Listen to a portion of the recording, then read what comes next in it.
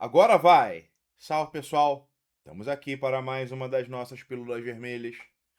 Programa favorito do Goi brasileiro, né? Aquele programa que toda a família dos Goim se reúne de noite para assistir. Papai Goi, mamãe Goi, as criancinhas Goim, depois da janta, vêm e assistem aqui ao nosso programa. Eu tô muito puto, tá ok? Ontem, as pessoas que por 5, 10 minutos tiveram acesso ao vídeo que foi lançado ontem, viram que enquanto eu falava, tava tocando um som, um metalcore lá.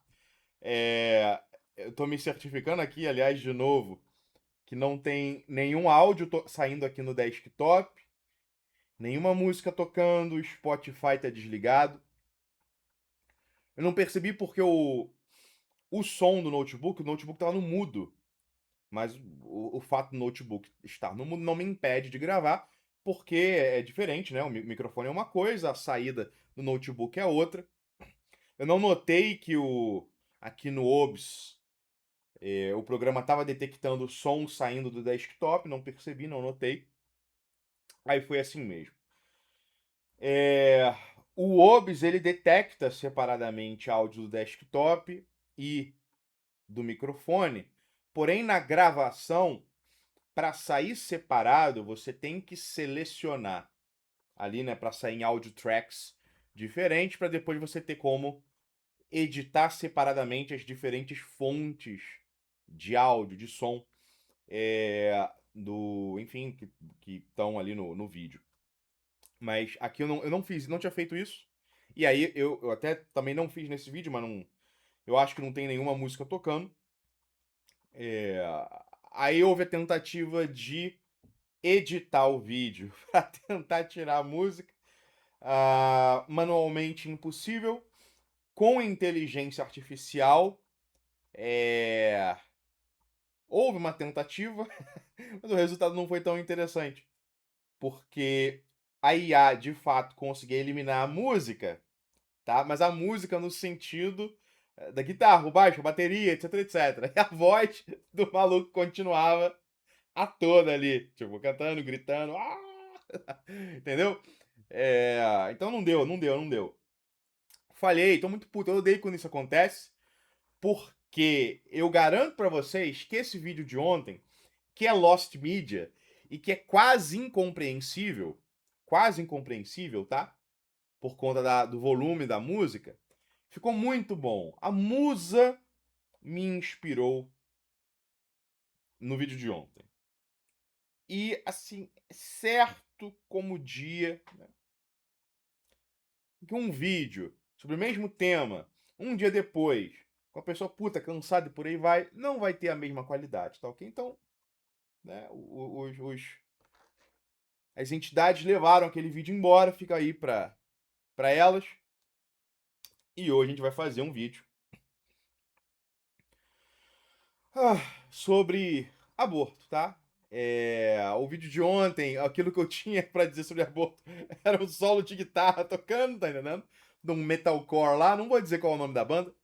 Quem conhece, conhece. Quem não conhece, não conhece. É... Mas hoje a gente vai utilizar argumentos e não apenas solos de guitarra.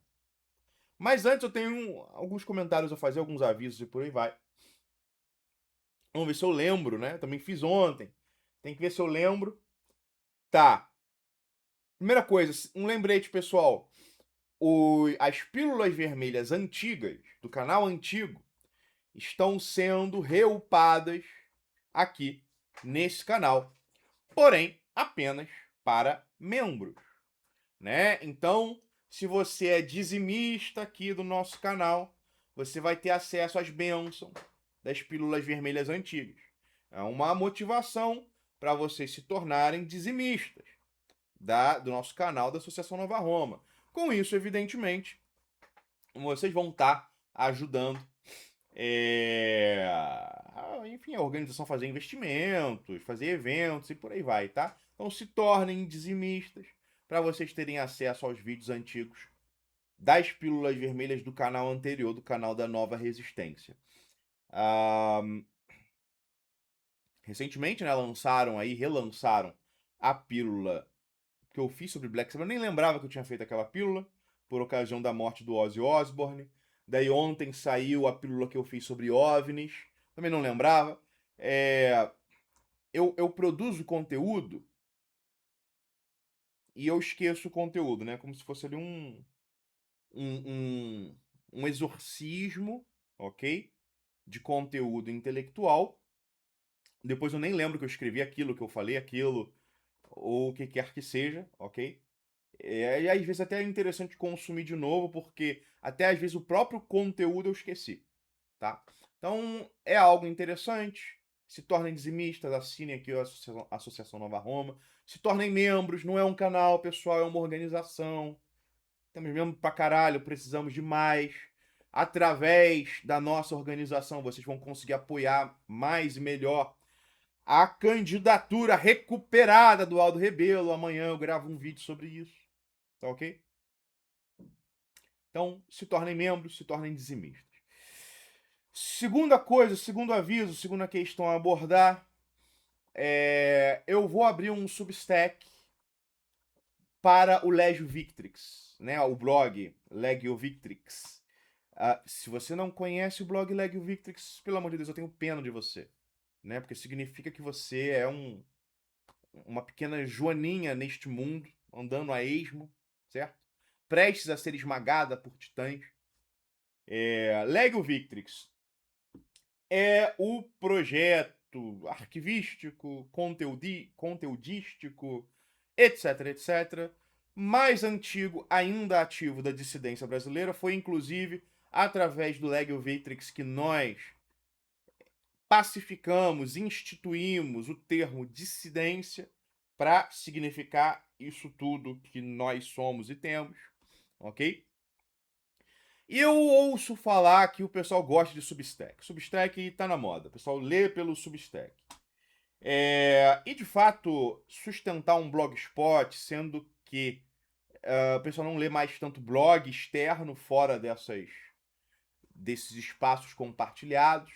O próprio Google retirou o suporte oficial do Blogspot, não tem mais nenhuma novidade, não tem mais nenhuma atualização.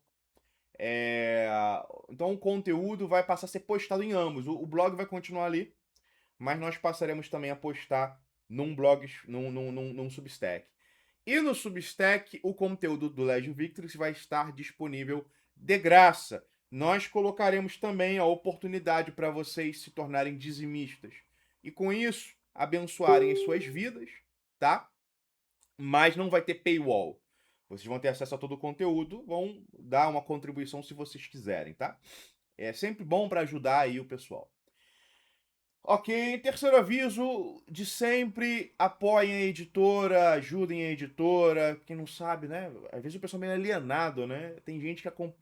Eu acho sempre curioso que tem gente que nos acompanha, ou me acompanha, através de uma rede, né? Então o cara é o nosso seguidor no YouTube. Nem faz ideia que eu tenho uma conta relativamente grande no X, nem faz ideia que eu tenho Instagram, nem faz ideia que eu tenho Telegram, nem faz ideia que eu tenho editora, que eu tenho blog, que a gente tem site, que eu tô no Facebook. Mas não faz ideia que o cara tá ali numa rede social completamente por fora de todo o resto, tá? Então a gente tem uma editora, pessoal. Acho que tem 20 livros já lançados até o final do ano. Eu acho que a gente vai ter uns 30 livros. Quase sempre são obras inéditas ou então reedições de obras que não são lançadas no Brasil há muito, muito tempo. Sempre com um teor político, metapolítico, ideológico, de linha dissidente. Então, apoiem, comprem os livros da minha editora, editora Ars Regia. Quarta questão, no âmbito mais pessoal, solicito necessariamente sempre a pessoas que tenham respeito por quem está aqui do outro lado. Inclusive também solicito esse respeito às mulheres, às moças, né, no sentido de que eu sou uma pessoa comprometida. Então, às vezes as pessoas comentam algumas doideiras, seja aqui no YouTube ou em outros espaços, Então, por favor, respeitem aqui a pessoa que está falando e também respeitem o fato de que eu sou um homem comprometido. 10 minutos só para dar aviso, só para falar. Então, hoje, pessoal, talvez vocês tenham aí uma pílula vermelha maior do que eu gostaria que ela fosse, tá? Mas ainda assim tem essa questão do fato de que é uma pílula repetida de um assunto que eu já falei ontem, falei até ficar rouco, e aí se perdeu o material. Então, vamos ver o que vai sair dessa bosta, tá? Ok. Eu falei no início qual que era o tema. O tema é aborto, ok? Pessoal, na última semana, nos últimos dias, tem falado bastante sobre aborto aqui no Brasil, em alguns outros lugares também, na gringa, né? Eu acho que o estopim para falarem de aborto, no Brasil você teve uma situação aí de um PL, eu acho que é um PL, no sentido de projeto de lei, modificando algumas coisas em relação à realização de abortos em menores de idade. As vozes me dizem que agora, né, a modificação que foi feita é de que não é mais possível fazer aborto em menor de idade, mesmo nos casos, nas condições autorizadas por lei, sem a autorização, a anuência dos pais da criança ou adolescente em questão. Me parece que é isso, né? As vozes me dizem isso, não consultei nada, não pesquisei nada. Foda-se. Aqui a gente faz a pílula na base da inspiração. Se você quer links, fontes, dados, vai pra casa do caralho, vai bater na porta do IBGE, seu filho da puta, tá ok? Então, se você quer. Ai, mas cadê o dado? Cadê o PubMed? Cadê isso? Cadê aquilo? Foda-se. Procura aí no Instituto de Pesquisa, no IBGE, na casa da sua mãe, tá? Bem, é, foi feita essa modificação perfeitamente legítima. Por que eu digo perfeitamente legítima? Porque o pessoal tem a ilusão de que o aborto é um passeio no parque. É um botãozinho de deletar que você aperta e o feto, sabe, puf, apaga. Né? É um botãozinho que faz tipo lá o Thanos, né? Com a manopla do infinito. Estala os dedos e o pessoal vai apagando, some, né? Desaparece. E aí a mulher fez o aborto, volta pra casa, já vai sei lá, vai pro futevôlei, já vai pra aula de Muay Thai pra levar chute na barriga, já sai dali pra transar com 10 homens, faz anal giratório com um cavalo, sei lá. O pessoal acha que é assim, o pessoal acha que funciona assim. Né? Que um aborto é um procedimento como outro qualquer. Como se fosse, sei lá, uma cirurgia de desvio de septo, ou uma retirada de um cisto sebáceo, ou qualquer bosta do tipo. Que você faz, não tem nenhum risco, não é minimamente traumático, não pode deixar sequelas e por aí vai. Você pode fazer um por mês, foda-se, né? Volta pra casa, já volta já no carro aí do Uber, já volta transando já, com uns 15 caras, né? Aí engravida de novo, aborta de novo, ok? O pessoal acha que é assim, não é assim. Mas eu vou entrar no mérito disso um pouco mais adiante.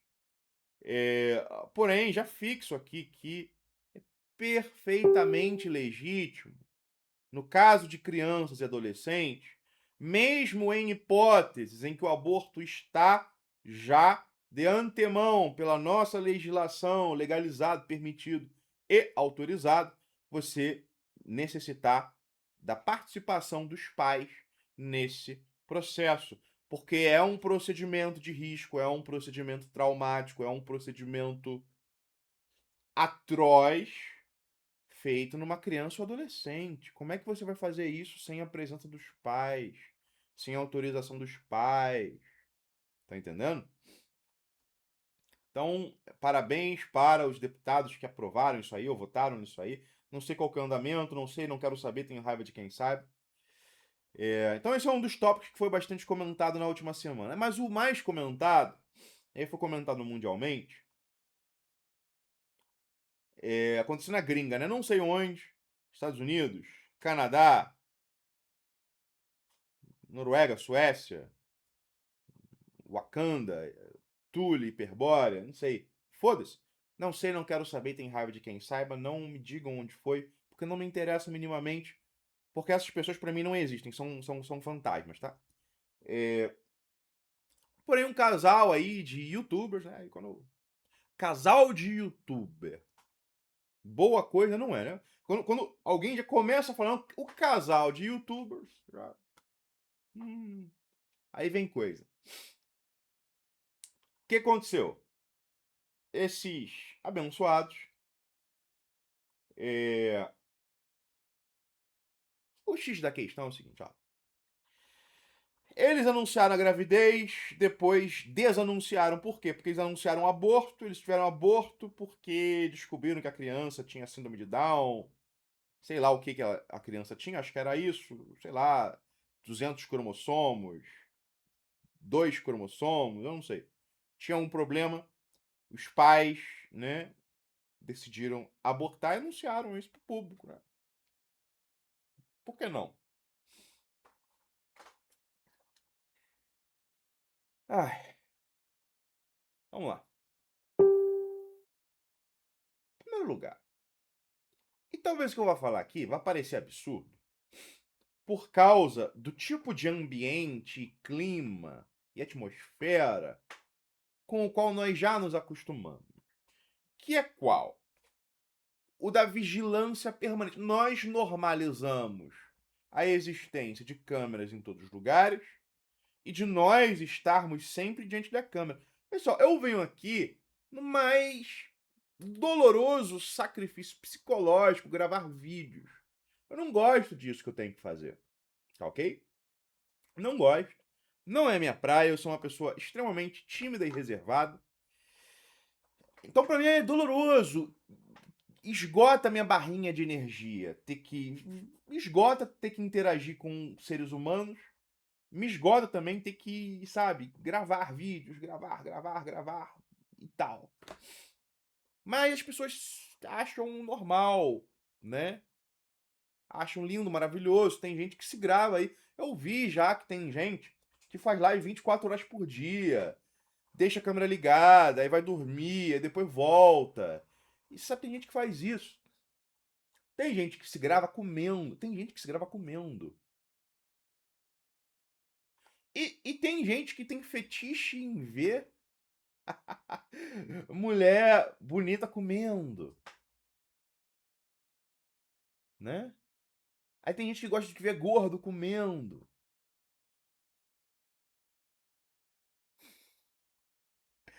Sei lá, né?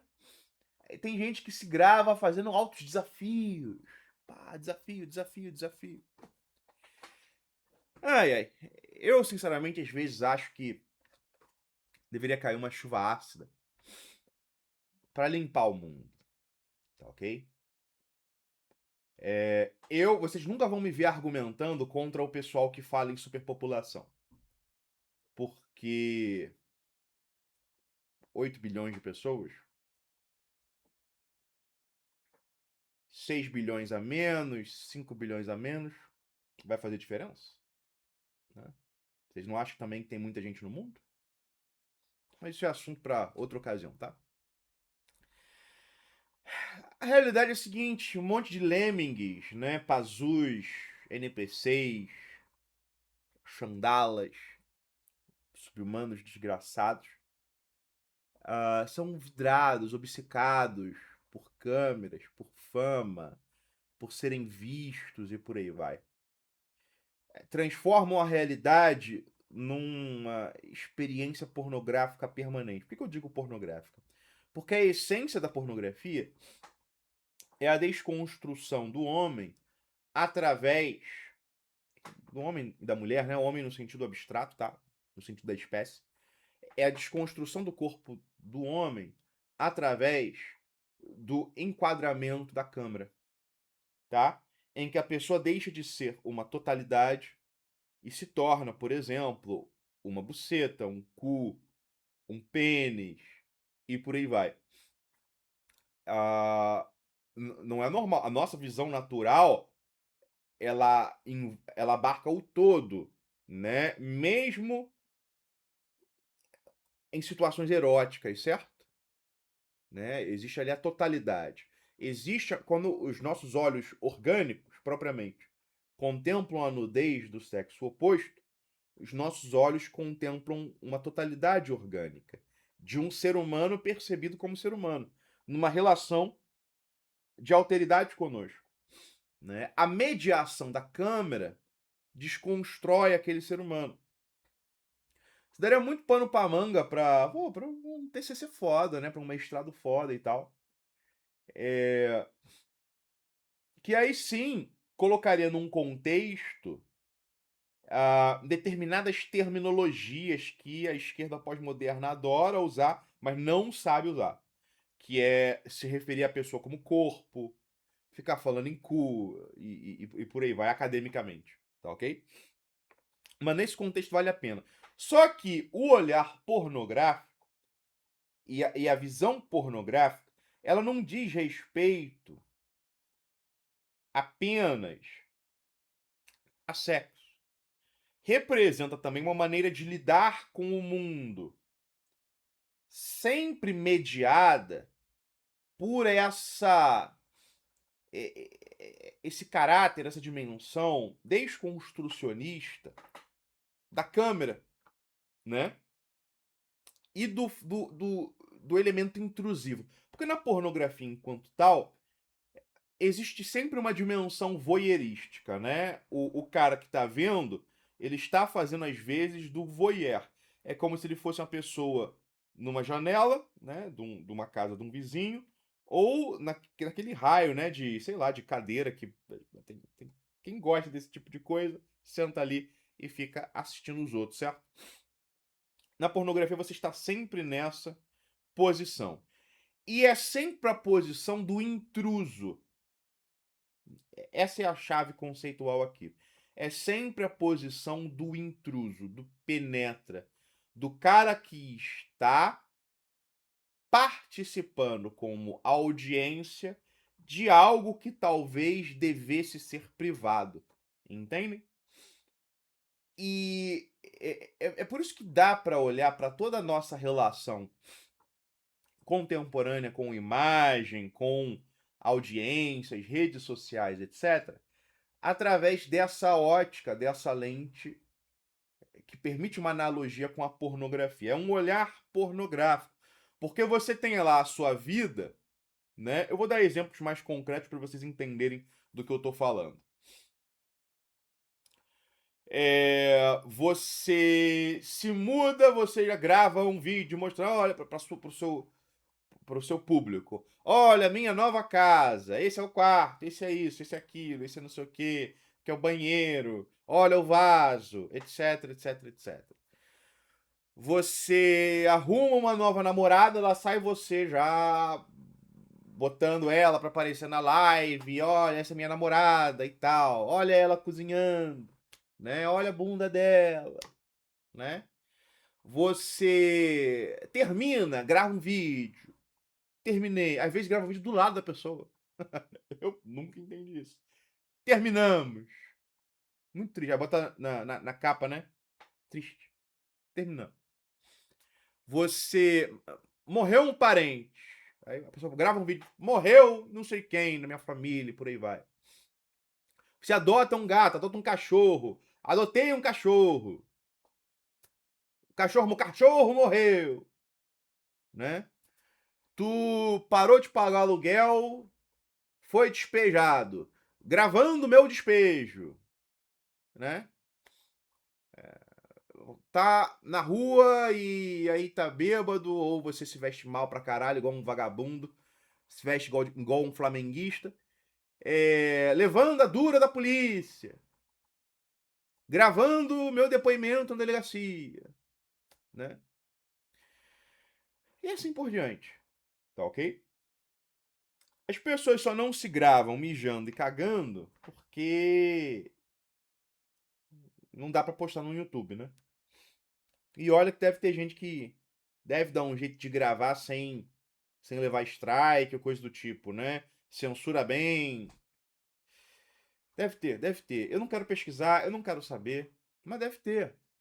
Vocês vão dizer que isso não é pornográfico? Esse excesso de exposição, essa presença da câmera nas maiores intimidades e em coisas que são tão íntimas quanto o sexo? Porque vou dar um exemplo. Para mim, o luto, ele é algo íntimo e pessoal. Quando você está de luto, você se fecha, se tranca, você vive o seu luto e você supera o luto e você volta à esfera pública, você volta à luz do sol, tá? É, quando você, quando acontece algo novo e bom e positivo para você, no âmbito pessoal, é algo que você vive com os seus entes queridos, você compartilha entre seus entes queridos e um eventual público é um mero afterthought, saca? Tipo, talvez, quem sabe, algum dia você menciona isso pro público. O pessoal que me acompanha aí há vários anos vai saber que o cenário atrás de mim já mudou várias vezes. E eu nunca falo, nunca aviso, porque eu não tenho que avisar a minha vida. Se eu me mudei, se eu não me mudei, se eu fiz obra, se eu comprei um imóvel, se eu tô. Se eu fiz uma ocupação, eu tô morando clandestinamente num lugar. Não interessa a ninguém. Entende? Só que as pessoas transformaram as suas vidas em conteúdo monetizável. Tal como as pessoas transformaram já, mas é claro que existem determinadas forças por trás que não podemos nomear aqui, pelo menos não por enquanto. Transformou-se aquela intimidade mística do sexo também em conteúdo, em mídia monetizável, tá? Passa a fazer parte de uma indústria cultural. Tal como, né, as nossas vidas cotidianas também passam a fazer parte de uma mídia, de um produto da indústria cultural que hoje assume assume feições rizomáticas, né, num sentido de descentralização praticamente orgânica, mas é um praticamente orgânico misturado com algo algorítmico, que tem também algo sim de artificial, mas é sim algo rizomático nesse sentido descentralizado, de do it yourself, grassroots, né? Mas ainda se pode falar sim em indústria cultural, mesmo olha só, quando a indústria cultural, quando o sistema, quando a sinarquia abre um espaço para que você, audiência consumidor, se torne também produtor de conteúdo num cercadinho delimitado, ok? Você é parte da indústria cultural. Você é parte de uma mega indústria capitalista de exploração, manipulação, engenharia social, etc, etc. Vale para a mulher que acha que está combatendo a indústria pornográfica porque ela está dando o cu num OnlyFans da vida. Vale para você que, sei lá, acha que é muito interessante produzir conteúdo de, sei lá, gordo comendo hambúrguer ou coisa do tipo, ok? Mas enfim, voltando, como eu tô falando, hoje o pessoal vai que gosta de vídeo de 1 hora e meia, o pessoal vai fazer a festa, tá? Voltando ao casal desgraçado em questão, o erro já começa com você anunciando gravidez. Machado não pode anunciar gravidez? Pessoal, olha só. Eu não vou nem entrar no mérito da possibilidade de que pessoas façam trabalhos e operações malignas contra a sua mulher ou contra você, mulher, após você anunciar que está grávida. Isso eu falo a sério, eu não estou brincando. As pessoas têm que ser capazes de se resguardar em relação aos poderes das trevas, que são reais, né? Não contem as coisas boas que acontecem com vocês. Não contem nada de pessoal, especialmente aquilo que for reversível. E só contem depois que aquilo está garantido.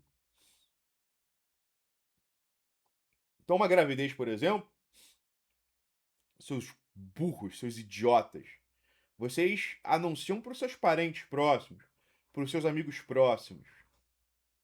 Se você tem público, se você tem rede social, tu anuncia na sua rede social depois que nasceu e preferencialmente para um público restrito, pelo menos num primeiro momento, né? Porque o recém-nascido ele é muito frágil ainda.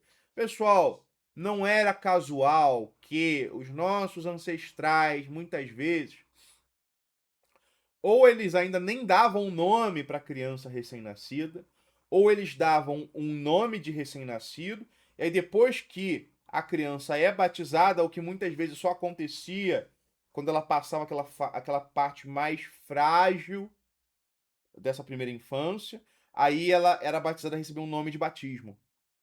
Tá ok? Por quê? Porque era reconhecido que um bebê recém-nascido especificamente, ele é algo muito frágil, cuja vida é incerta, tá? E que pertence integralmente à esfera privada, ao lar, à casa. Ele não sai de casa, ele não é anunciado, né, na esfera pública, tá ok?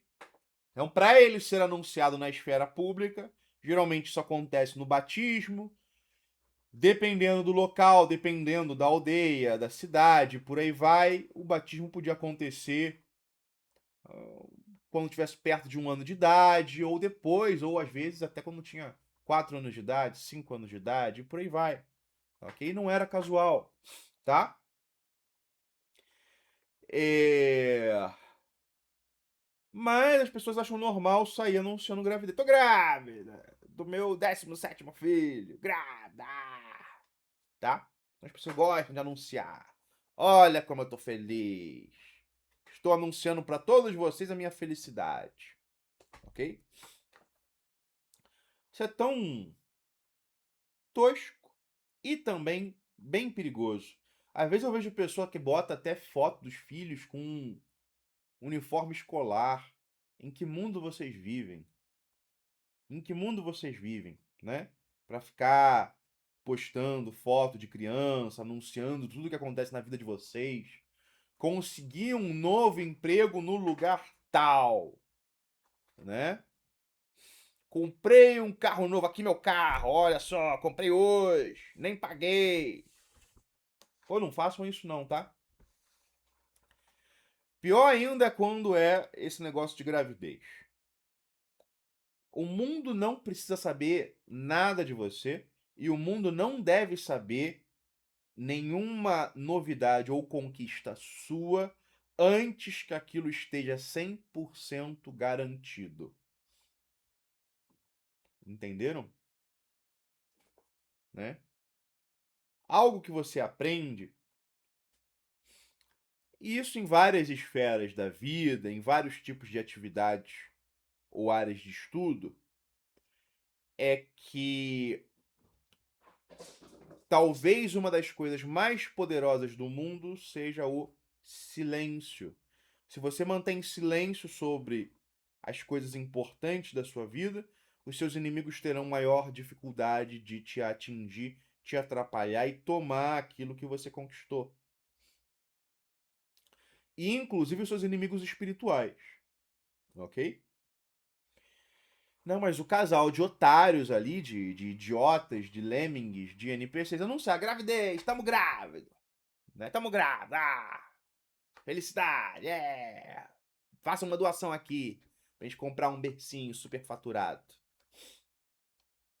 E aí descobriram que a criança tinha, sei lá, alguns cromossomos a mais ou a menos e decidiram abortar. E aí, meu Deus, na mesma lógica, anunciaram o aborto. Pessoal, sei lá, anunciar um aborto e monetizar. Não é estranho, não é esquisito, não é um negócio meio desgraçado, tá? Porque assim, aborto é uma coisa horrível, pessoal. É uma coisa traumática, é uma coisa desgraçada. E a melhor maneira de lidar com ele é luto. E luto é silêncio. Luto é silêncio. Luto é recolhimento. Eu sei que tem muita. A maioria das pessoas gosta de anunciar o seu luto. Luto, tô de luto. Tô de luto, pessoal. Geralmente, quem faz isso está fazendo porque quer que as pessoas venham perguntar como a pessoa tá, para a pessoa poder desabafar. Tem gente que precisa desabafar, tá ok?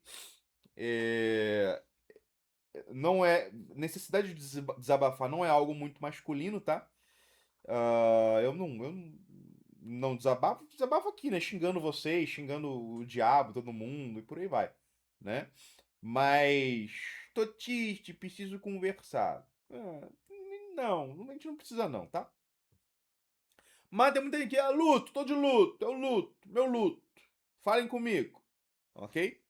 E os idiotas foram e fizeram isso, monetizando. Estamos muito tristes, muito tristes. Depois vamos tentar de novo, né? Vamos tentar de novo, fazer mais uma criança, ver se sai com o número correto de cromossomos, ok? Mais uma tentativa. É óbvio que todo mundo caiu com os dois pés no peito dos idiotas, dos desgraçados, certo? Bem feito. É Vox Populi, saca? Como eu escrevi num texto, o pessoal ama Vox Populi, exceto quando Vox Populi diz ad leones, né? Aos leões, que era o que se dizia na época do circo, né? Do Circus Maximus em Roma, quando a plateia queria que prisioneiros, derrotados, ou quem quer que fosse lançado aos leões. É, Eu escrevi sobre isso, né? Eu escrevi sobre isso. Que o pessoal transforma a própria vida num show de Truman, quando o show de Truman era basicamente uma distopia, era um filme de terror. Show de Truman não é engraçado, é um filme de terror. É uma desgraça, uma distopia. É uma cautionary tale sobre não permitir a transformação da nossa existência num reality show. Mas as pessoas fizeram isso voluntariamente. Não precisou de nenhuma conspiração. Não precisou de ninguém, né? Reunido numa sala, esfregando as mãos, para poder fazer as pessoas se trancarem no show de Truman e agir como se fossem personagens num filme, numa série, e dando satisfação à plateia, ao público. Se a criança nascesse, certamente iam estar esfregando a cara da criança na porra da câmera, na webcam, com 1 hora de existência. O médico lá tentando cortar a porra do umbigo. Umbigo umbilical, não, como é que é? Do cordão umbilical, né? Do bezerrinho ali. É. E os caras, não, peraí, deixa eu filmar, deixa eu filmar. Tipo, porra, sabe? É esse tipo de gente, ok? Esse tipo de gente que me dá nos nervos, eu odeio. Vamos lá. Mas isso é só a introdução. Caralho, 40 minutos de introdução, Machado. Como assim? É isso aí, tá? Eu não sei como, mas o vídeo de ontem eu consegui fazer em 1 hora só. Mas também, hoje eu tive que fazer uma puta introdução. Mas aí, olha só. Nesse debate sobre imigração, imigração é outro tópico que a gente tem que conversar, outra pílula vermelha, tá? É, não sei quando eu vou fazer a próxima, talvez amanhã, talvez sexta. Agora tá começando a Copa do Mundo, né? Tem que prestar atenção. Quando rola esses papos aí de aborto, argumentos vão, argumentos vêm, mas o pessoal abortista, ele sempre vem com o seguinte enquadramento. Nós estamos com a ciência, ciência com C maiúsculo, né? C maiúsculo, copyright e tal. Vocês estão com a superstição, fé, religião. Vocês são neopentecostais. Hoje em dia tudo é neopentecostal, né? Se você é contra aborto, você é neopentecostal. Se você é contra ideologia de gênero, você é neopentecostal. Tudo é neopentecostalismo, né? Como se neopentecostal não fosse uma minoria religiosa no Brasil. Minoria barulhenta, mas é uma minoria. E o crescimento dessa gente está estagnado, tá ok? Eu não sei se vão algum dia se tornar maioria. Eu não sei. É uma minoria. Mas isso é uma estratégia argumentativa. A escória esquerdoide gosta de associar conservadores a neopentecostais como uma forma de shaming, né? Ah, você tá falando assim, isso é coisa de neopentecostal. Para ver se com isso você se desencoraja ou fica numa situação de sentir que precisa se explicar demais. Não tem que se explicar. É foda-se. Se você tem a posição tal, tal, tal, se você é progressista, você tá errado porque X, Y e Z e vai tomar no cu. Foda-se você. Não gostou, cai na porrada. Essa tem que ser a atitude, não fique se explicando. Chamou de neopentecostal, é isso aí. Eu sou o maior dizimista do Valdomiro Santiago mesmo. E aí, vai encarar? Essa tem que ser a atitude, tá ok? Mas o pessoal faz esses enquadramentos. A ciência, eu falo em nome da ciência. Cara, o Nietzsche é um cara foda, né? O cara acertou categoricamente quando ele apontou ali que mesmo nessa época, né, nessa fase em que Deus está morto, o homem ergue novos ídolos no lugar desse Deus que morreu. Novos ídolos, com os quais você estabelece uma relação que é necessariamente também religiosa. Outros pensadores também perceberam isso, como Mircea Eliade, por aí vai, que pelo fato de que a religiosidade ela é algo intrínseco ao homem e determina um tipo de relação com um certo tipo de ente visto como sagrado, quando você retira o Deus cristão da equação, você tem ali um vácuo, uma brecha que vai ser preenchido por um outro objeto com o qual você vai estabelecer a mesma relação religiosa. Que vai ter papa, vai ter bispos, santos, mártires, sacramentos, ritos.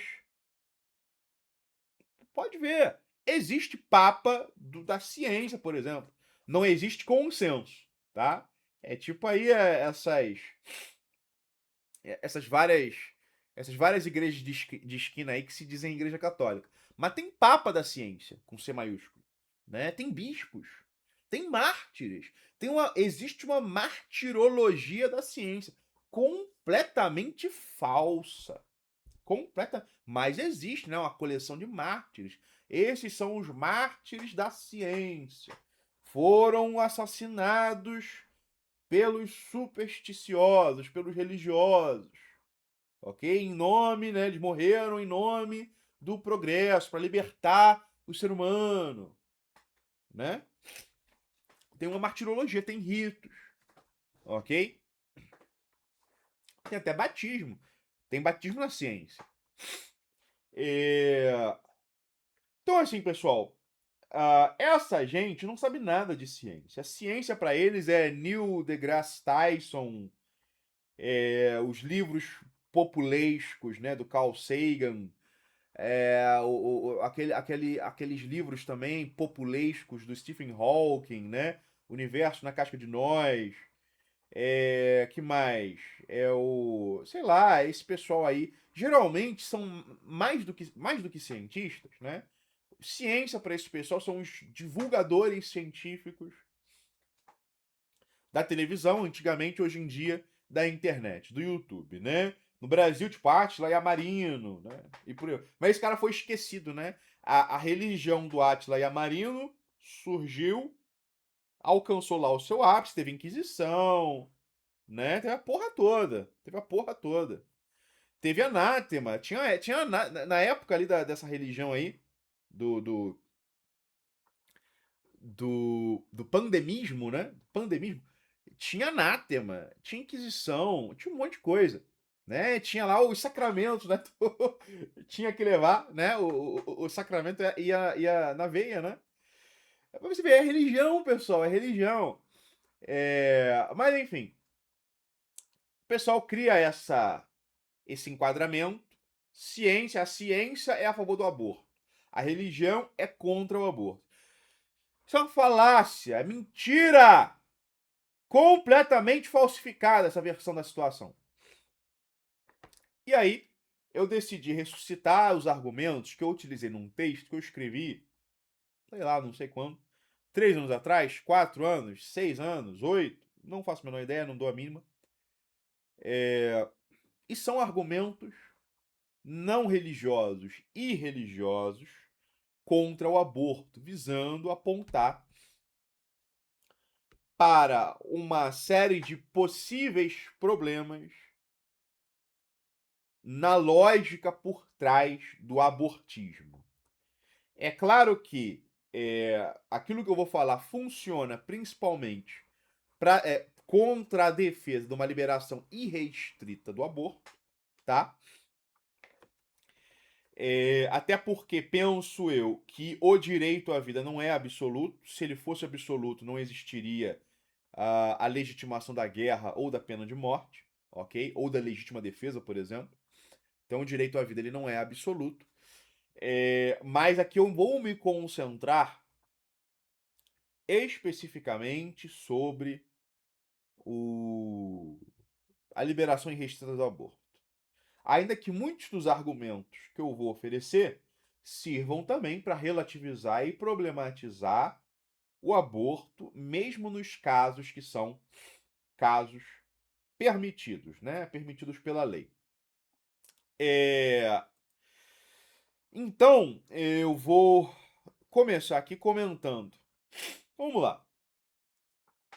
Quando a gente começa a pensar nesse tema do aborto, existe um debate, que é um debate primário, sobre se o feto é ou não é um ser vivo e se ele é ou não é um ser humano.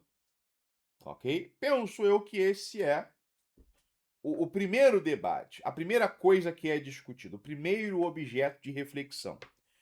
Os progressistas defendem que o feto ele não passa de um acúmulo de células. Eu já vi inclusive uma analogia com o câncer, tá? Enquanto os outros, né, as pessoas normais, defendem que não. O feto, ele pode não ser um ser humano completo, mas ele é um ser humano em formação, tá? E é, obviamente, um ser vivo. Esse debate, ele nem deveria existir, porque o consenso em relação a isso, ele já existe. E o consenso é de que o feto é um ser vivo. Existe sim um debate sobre o momento específico a partir do qual ele pode ser considerado já um ser vivo, e é um debate, por exemplo, entre quem defende que isso acontece na concepção e outros que defendem diferentes momentos específicos que distam um espaço de poucas semanas em relação poucas semanas ou os primeiros meses em relação à concepção. Mas se estivermos falando, por exemplo, de um feto com 5 meses e meio, não existe ninguém relevante na ciência, na filosofia, que vai dizer que não é um ser vivo e não é uma pessoa. Ok? Então, olha só. De antemão já coloca um problema para a defesa do aborto tardio, que está se popularizando. Todos os debates recentes no Brasil têm sido sobre aborto tardio. Mas depois eu vou tocar em outros pontos que envolvem isso também. Para além, porém, do fato de ser um ser vivo, Me parece óbvio também que nós estamos falando, talvez desde a concepção, de um ser humano. O que acontece com um feto caso não haja nenhum acidente, nenhuma doença grave, nenhum impacto, né, cinético no útero, nenhum aborto? O que acontece com o feto? Ele segue um caminho natural de desenvolvimento, certo? Ele segue um caminho natural. Ele segue um caminho natural de desenvolvimento até que ele nasce e se torna um adulto, né? Criança, adolescente, adulto, idoso e morre. Existe um ciclo natural aí. Existe um caminho natural. Se não houver nenhuma intervenção médica, se bobear, a criança nasce ali de um parto natural mesmo, parto normal, a mulher em casa, com uma parteira, se agacha ali numa bacia d'água, cai a criança. Historicamente, muitas vezes foi assim. Né? A mulher não faz nada. Vive a vida dela normal, come, dorme, bebe. Chegou a hora, a criança sai, quase andando já, começa a crescer, vira adulto, certo? É algo muito natural, não tem que haver nenhum ajuste, nenhuma ajuda, não tem nenhum produto que você tem que dar para a mulher para garantir que a criança vai nascer, que vai ser um ser humano. Não, não, não. É algo que está dado ali e que se desdobra, que desabrocha de forma naturalística. Como uma sementinha que você bota ali no chão, num lugar que tem um clima propício, num solo propício, e você não precisa fazer mais nada. Você pode voltar 10 anos depois, você vai se deparar com uma árvore naquele lugar. A relação, portanto, é de analogia com semente-árvore. Mas quem negaria que a árvore é já de antemão a semente? Que a árvore está na semente? Que a árvore é a semente em um outro momento? Que a diferença entre semente e árvore não é de natureza, mas tão somente de, por assim dizer, estação, né? Num processo de desdobramento doente em relação a si mesmo, da potência ao ato, certo?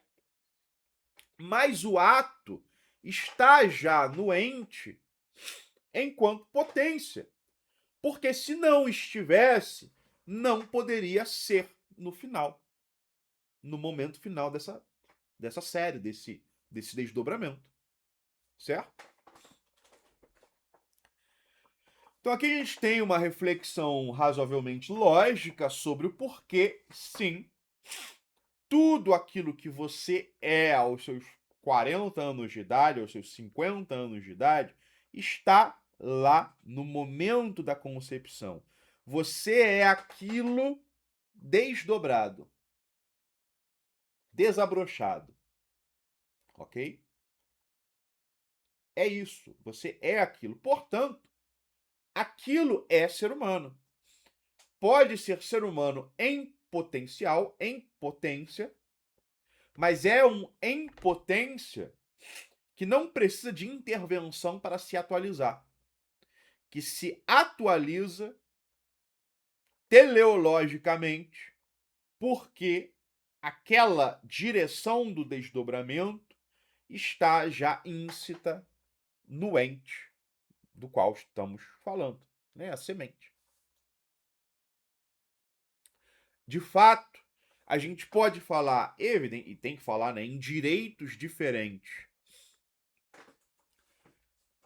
entre o feto e o ser humano nascido, até porque a gente fala em direitos diferentes para a criança, para o adolescente e aí para o adulto, né? Mas, tal como quando a gente fala em direitos específicos para criança ou para o adolescente, né? O adolescente com 16 anos pode votar, ainda assim nós estamos falando de diferentes categorias de direito para um ente que nós reconhecemos como pessoa. Uma pessoa ainda em formação, mas já reconhecível como pessoa. Portanto, logicamente, o mesmo pode ser aplicado ao feto.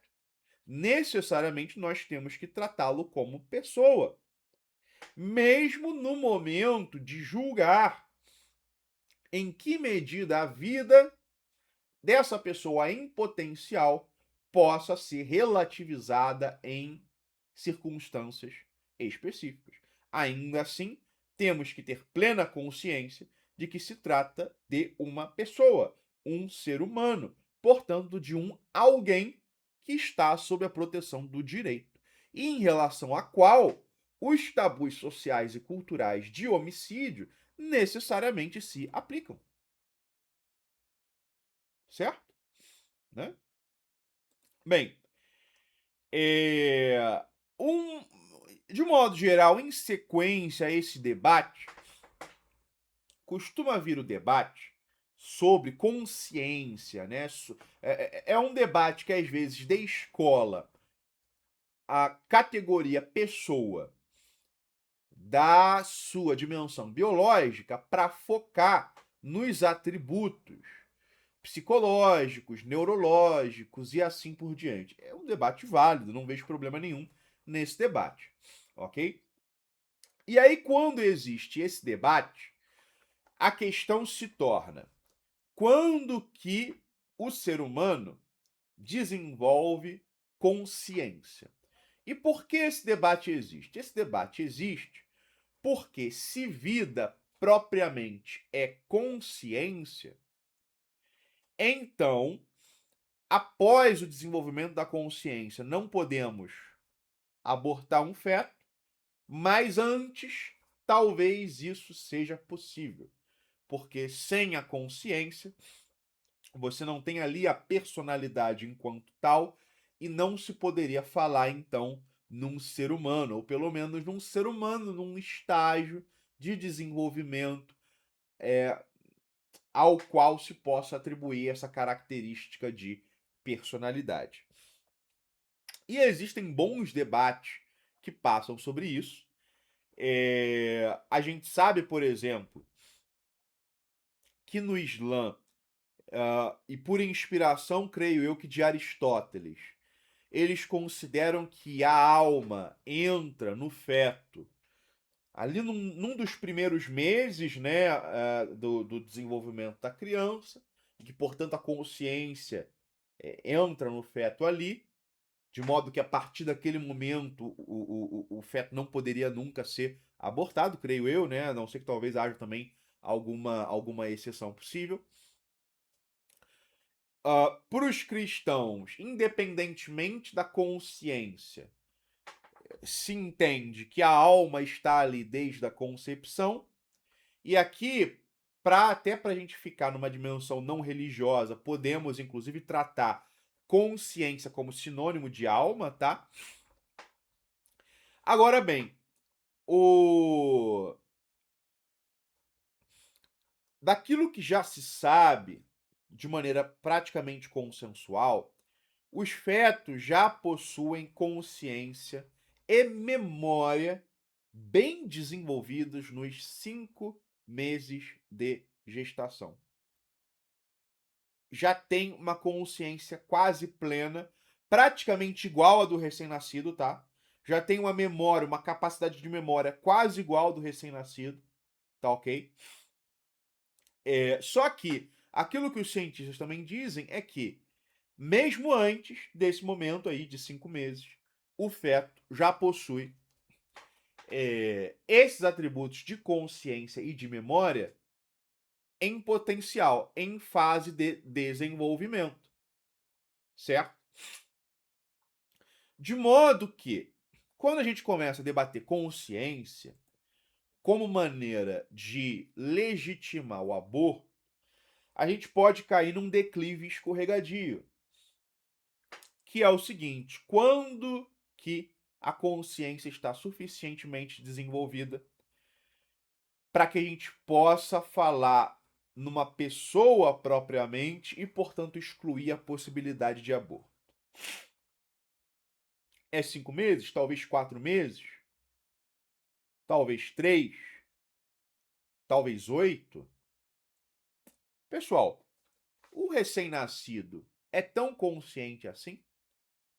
Ele é tão autônomo assim? Para vocês verem como esse debate é interminável, a gente não deixa prender traficante, assassino de 17 anos de idade, porque a gente diz que ele não tem consciência. Com 17 anos, o filho da puta, ele pode ter uns 30 filhos já, feitos em baile funk, matou 5 pessoas, praticou 20 assaltos, tem hierarquia numa facção criminosa, mas não tem consciência daquilo que está fazendo. Por quê? Porque é menor de idade, tem 17 anos de idade. Tá? Fez 18, pum! Consciência. A mente expandiu. Né? Agora sim ele pode ser punido. Mas espera aí, se quem tem 17 anos de idade não tem consciência, a gente pode abortar ele, né? Não é esse o argumento? Se ele não tem consciência plena, ele não é uma pessoa, portanto podemos abortá-lo. A qualquer momento. Certo? Ou não? Se não, então do que a gente está falando quando a gente quer debater a consciência do feto? Do que exatamente estamos falando? Porque não está claro isso. E tanto não está claro que alguns intelectuais da lavra de um Peter Singer, por exemplo, defendem o aborto pós-parto. Ou seja, de que um recém-nascido, na medida em que ele não tem suficiente consciência e não é autônomo, ele não pode se levantar, ir numa geladeira, abrir, pegar ali o leite que ele quer, né? Tomar. O seu filho de 6 meses de idade, ele não vai abrir uma cerveja, né, no dente ali dele, né, e tomar uma cerveja, pegar lá um hot pocket, né, para botar no micro-ondas. Então ele não é autônomo, tá? Não é autônomo. Então ele não é vivo, porra. Não é uma pessoa, não é consciente, pode abortar o recém-nascido. O Peter Singer defende literalmente isso. E existe toda uma corrente de pessoas que defendem a possibilidade do aborto pós-parto, tal como defendem o aborto tardio, que é o aborto realizado com o feto com 6 meses, 7 meses, 8 meses, até 9 meses. Vésperas de nascimento. Tem gente que quer abortar, tá ok? Então esse debate ele se dá nesse âmbito aí do aborto tardio. Quando falam, né, essas polêmicas que eu mencionei,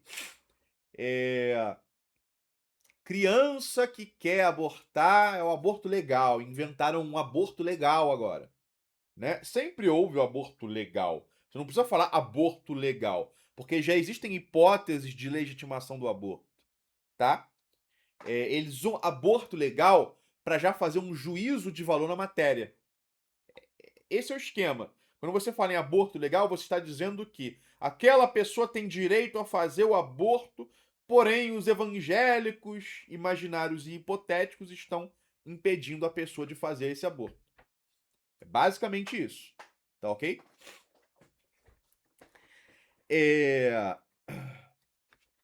Esses casos de criança, adolescente, estuprada, que quer fazer aborto e por aí vai, todos eles. Né? E aí as instituições médicas não permitiam e por aí vai, é porque a pessoa queria fazer aborto aos 7 meses de gravidez, 8 meses de gravidez. E não existe uma orientação contrária de teor médico para impedir isso. Porque se o aborto já é traumático, eu vou comentar as possíveis sequelas do aborto, o aborto tardio é ainda pior. E o feto pode nascer, ele tem viabilidade. Então não precisa abortar, tá ok? Então o debate vai nesse sentido. Tem aí também o seguinte, e esse me parece, esse para mim, é o melhor argumento. É um argumento que diz o seguinte, que olha só, vamos lá. Quando nós transamos, uma consequência normal e natural do sexo é a gravidez e, portanto, o nascimento de filhos. Se você não quer, existem opções disponíveis, como preservativos, pílula do dia seguinte, anticoncepcional para a mulher, mas isso aí penso eu que deveria ser banido, porque causa imensas distorções na saúde feminina, saúde mental, inclusive. Tá ok? Mas existe ainda por enquanto. Então, se você não quer ter filhos, você pode obrigar seu parceiro a usar a camisinha e você pode tomar anticoncepcional ou pílula do dia seguinte. Quando você transa sem tomar essas precauções, você está aceitando e assumindo o risco de engravidar. Portanto, a gravidez é uma consequência natural, naturalista do sexo desprotegido, do sexo sem camisinha, sem anticoncepcionais. É uma consequência direta e imediata de uma determinada ação. Vamos lá. Vamos supor que você está jogando bola na rua. Você chuta a bola, você quebra a janela da casa do vizinho. Ou você quebra a janela do carro do vizinho. O que vai acontecer? Numa relação de vizinhança normal, madura, respeitável e responsável, o vizinho em questão vai na sua casa, vai falar com seus pais, e seus pais, no mínimo, vão te punir duramente, rigorosamente, tá? Talvez batam em você, certamente vão te deixar de castigo. Agora vamos supor que o vizinho vai fazer isso e os pais passam a mão na cabeça da criança, digam que não foi ela, protegem a criança e não vão bater na criança, não vão deixar a criança de castigo, não vão desligar o videogame da criança, não vão fazer nada. No longo prazo, o que vai acontecer? Vamos supor que essa mesma criança, em outras ocasiões, aconteça a mesma coisa. Tá numa dessas escolas aí contemporâneas, uma escola brasileira dos tempos de hoje, em que ela fala durante a aula, joga papel no professor, xinga o professor, não estuda, mas não é reprovado, não é expulso, não recebe castigo, não recebe punição. É a mesma criança. O que vai acontecer? Vamos supor que ela vira adulto. O pai tem dinheiro, tem uma empresa. O guri vai trabalhar na empresa do pai. Faz caixa 2, desvia dinheiro, ou então faz merda, acaba cometendo algum crime empresarial, faz alguma coisa do tipo. O pai arruma um laranja para levar cana no lugar do filho. Vocês estão vendo o tipo de monstro que está sendo criado? E tudo começa ali na infância. E o que é precisamente que começa na infância? Um impedimento para que as consequências de uma ação impensada, uma ação desastrada, tenha um rebote que atinja aquele que praticou a ação. Certo? A pessoa pratica a ação, o natural é que ela sofra consequências, se for uma ação que não deveria ter sido cometida, ok? Mas surge uma barreira, surge um impedimento. Os pais, sei lá mais quem, que impede a criança de sofrer as consequências, ela nunca vai tomar aquilo como uma lição. Porque para que uma lição seja aprendida na vida, você tem que ter feito merda e sofrido consequências. Como é que você aprende a respeitar os outros na rua, por exemplo? Apanhando. Tu xinga alguém que não devia xingar, empurra alguém que não devia empurrar, leva um soco, você nunca mais faz isso. Certo? Mais ou menos por aí, né? Pelo menos se você é o tipo de pessoa que se acha o bom, se acha o bambambão, o foda e por aí vai, né? Garganteiro, etc, etc. Tem muito adolescente assim, que arruma briga na escola, cria uma briga que não deveria criar, apanha e vira. O guri virou um santo, vai ser canonizado se morrer depois que apanhou. Entendeu? Por quê? Porque ele sofreu uma consequência e a consequência serviu como lição. Né? Nós aprendemos historicamente através do sofrimento das consequências das nossas ações. Isso é individual e coletivo. Um povo pode aprender através do sofrimento, né? Vamos supor, invade um país que não deveria invadir, leva uma sova, na próxima vez vai pensar duas vezes. Ou até mais primitivamente, como é que nós chegamos até aqui? Aldeia A pegou a semente X, plantou num determinado tipo de solo. Aldeia B pegou a mesma semente X e plantou num solo diferente. O solo da aldeia A não germinou, não teve colheita. Todo mundo morreu ou tiveram que fugir. A aldeia se dividiu, guerrearam uns com os outros e por aí vai, acabou. A aldeia B olhou para aquilo, olhou para a própria colheita farta e todos tomaram nota mental. Nunca plantar semente A num tipo de solo X. Lições foram aprendidas como? Através da dor e do sofrimento, através das consequências das próprias ações. Certo? Isso funciona individualmente, coletivamente, era assim 10 mil anos atrás, 100 mil anos atrás, é assim hoje. O amadurecimento biográfico ou histórico, né, biográfico individual, histórico coletivo, se dá quando você age, a ação gera uma reação, uma resposta, uma consequência. Essa consequência, resposta ou reação pode ser positiva, pode ser neutra, pode ser negativa, pode ser meio positiva, meio negativa. Você colhe aquilo que plantou e você calcula, você pensa, você toma nota.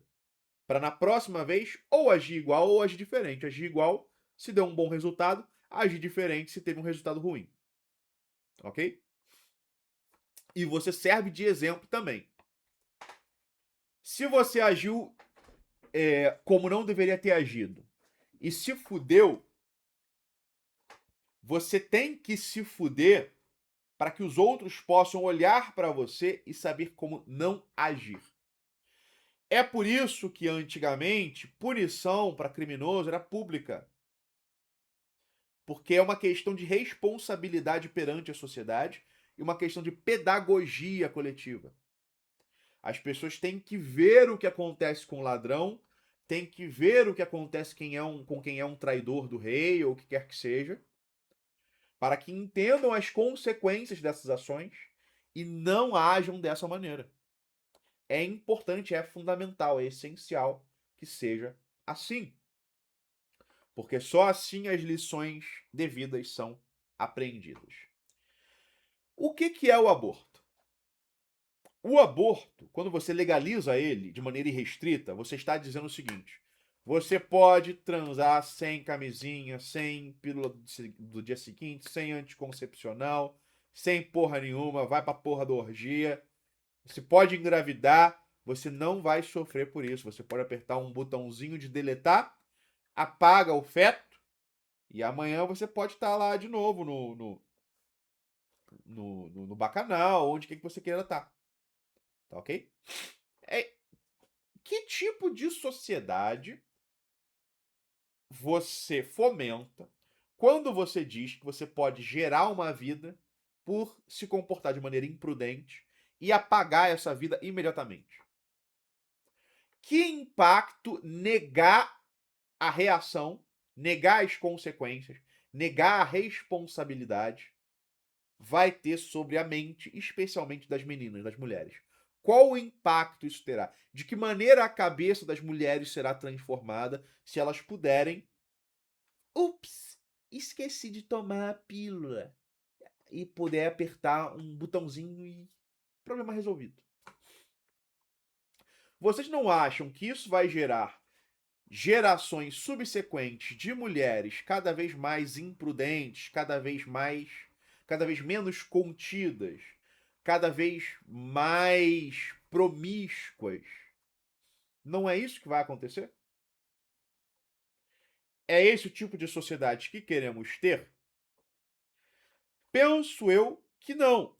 Portanto, eu sou a favor, né? Ou né, a favor da limitação do aborto ou contra a liberação irrestrita do aborto, porque me parece que a liberação do aborto representa uma desvalorização da escolha, ou de você escolher com quem você vai ter relações sexuais, porque você passa a poder ter relações sexuais com todo mundo, ao invés de ter que escolher, só vou transar com essa pessoa aqui, porque se acabar tendo filho, tô de boa, eu gostaria de ter realmente filho com ele, porque eu sou casado com ele já, ou quero casar com ele, e por aí vai.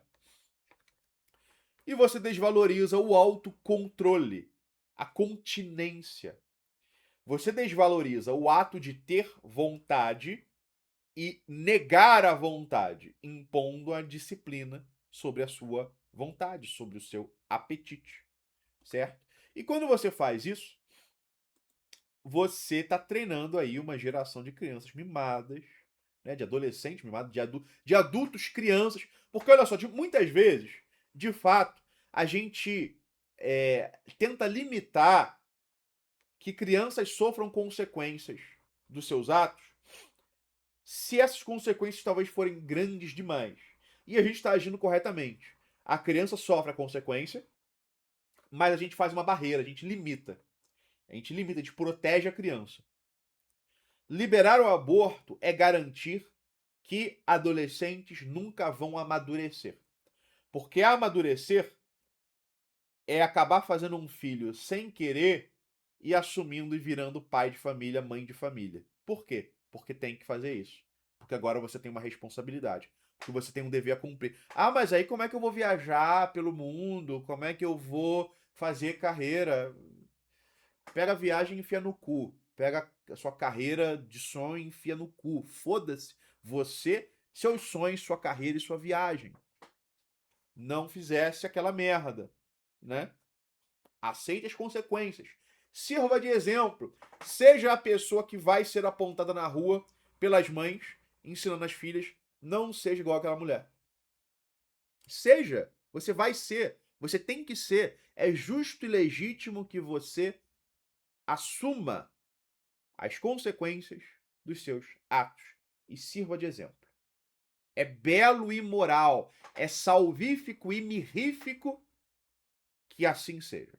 Ok? Próximo tópico.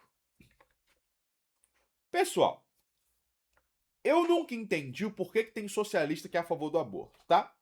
Porque, olha só, o capital, ele evidentemente não quer mulher tirando licença maternidade, não quer mulher grávida, toda devagar lá, atrapalhando na fábrica, fazendo as coisas lentas, tendo que ir ao banheiro toda hora, tendo que comer toda hora, e chorando, e tendo que ter atenção com a saúde da grávida. E o capitalista não quer. O capitalista não quer isso, tá?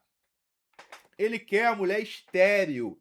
Ele quer a mulher como mera unidade de produção. A mulher existe como algo indistinto do homem para produzir e para ter a sua mais-valia extraída. É para isso que serve a mulher da perspectiva do capital. Isso me parece muito óbvio. Tu acha que patrão quer mulher amamentando no local de trabalho ou fazendo pausa na fábrica, na loja, para poder ir para os fundos para amamentar? Quer que a mulher tire não sei quantos meses de licença para poder cuidar da criança, cuidar do remelento dela? Não! As grandes empresas dos Estados Unidos bancam viagens para as mulheres, isso nos estados em que o aborto não é permitido. As grandes empresas bancam viagens para as mulheres irem para estados em que o aborto é permitido. Por que, que o capital faz isso se você acha que o capital é conservador? O capital não é conservador, o capital é progressista. Porque o capital tem como motivação a sua própria acumulação, a sua própria incrementação. E para a acumulação crescente de capital, você tem que ir derrubando todas as barreiras para a extração de mais-valia, bem como, evidentemente, todas as barreiras para a livre circulação de pessoas, de bens, de capital e assim por diante. De modo que a maternidade, por mais que ela possa ser financeirizada, roupinha de bebê, papinha de bebê, você tem que comprar um monte de coisa para o seu bebê.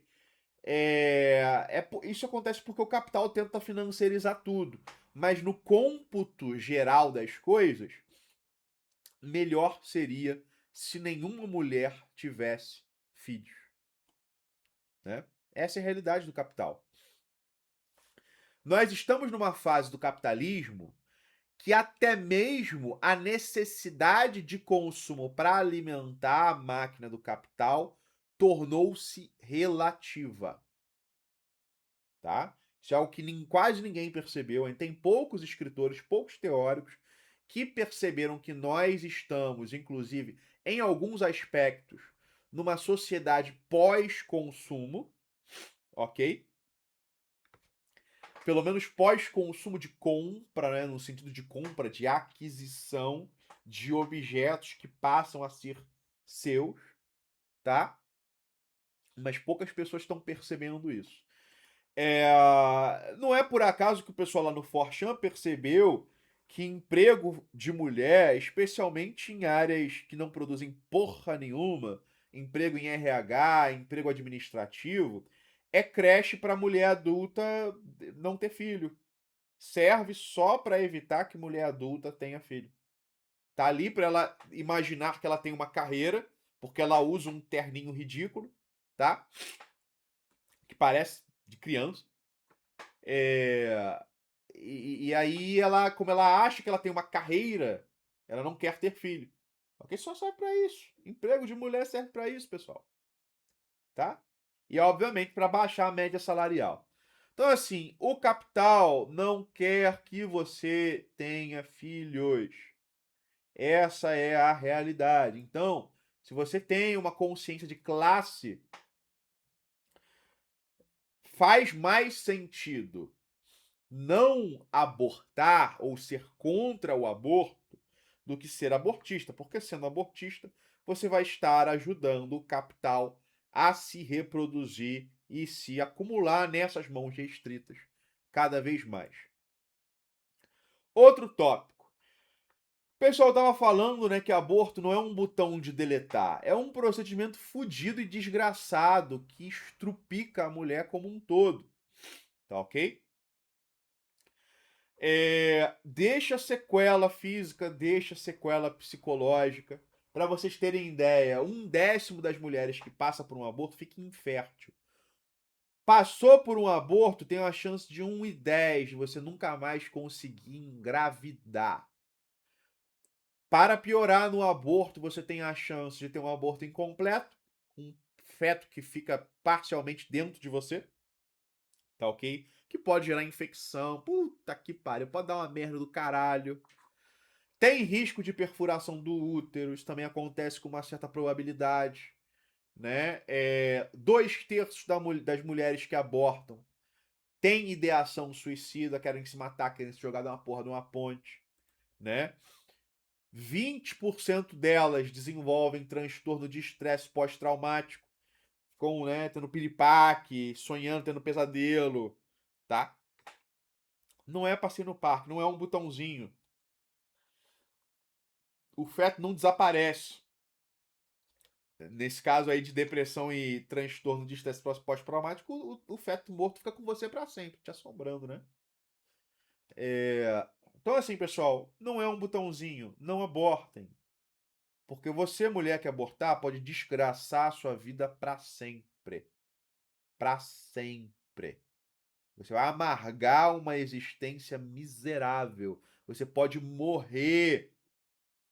E essas estatísticas são estatísticas que dizem respeito a aborto feito em clínica, limpinha, né, com médico, profissional e por aí vai. Se você pensar esses açougues em que as mulheres abortam hoje em dia, é pior ainda, tá? E vamos combinar, não dá muito para confiar em médico contemporâneo, né, pessoal? Então, mesmo em clínica, você vai querer abortar, você corre o risco de sair de lá morta, tá ok? Então, tenham atenção para isso. É, Tem um outro tópico que é importante e que aborda alguns temas que nós já até desenvolvemos aqui mesmo, que é o seguinte: por trás do aborto tem uma certa antropologia individualista, privatista, que primeiro divide mente e corpo e diz que você é uma mente que é proprietária de um corpo. Se você é proprietário de um corpo e só se pode ser proprietário de objetos, tá? Seu corpo é um objeto. Se seu corpo é um objeto, ele é algo à disposição. Tudo que está dentro dele é também objeto à disposição. E se você passa a pensar o corpo como objeto à disposição, como propriedade, você pode vender órgãos, você pode abortar, você pode trocar partes do corpo, fazer próteses, implantes, substituições e por aí vai, de maneira completamente livre, sem que isso afete a sua integridade enquanto pessoa e sem que nada de fundamental seja afetado. Por quê? Porque você acha que o seu eu é uma mente, é um fantasminha, um Gasparzinho morando num corpo, que é mera matéria, mero objeto, ok? Se é falso, não existe distinção, divisão entre mente e corpo, entre um fantasma e uma máquina que é pilotada pelo fantasma. Isso não existe, tá, pessoal? Não existe nada que indique isso, que aponte para uma cisão entre um eu um eu que move e um corpo que é movido, ok? Não tem nada indicando isso. Talvez haja algo nesse sentido em algumas religiões, mas aqui a gente está dando argumentos científicos e religiosos, filosóficos, sociológicos, antropológicos e por aí vai.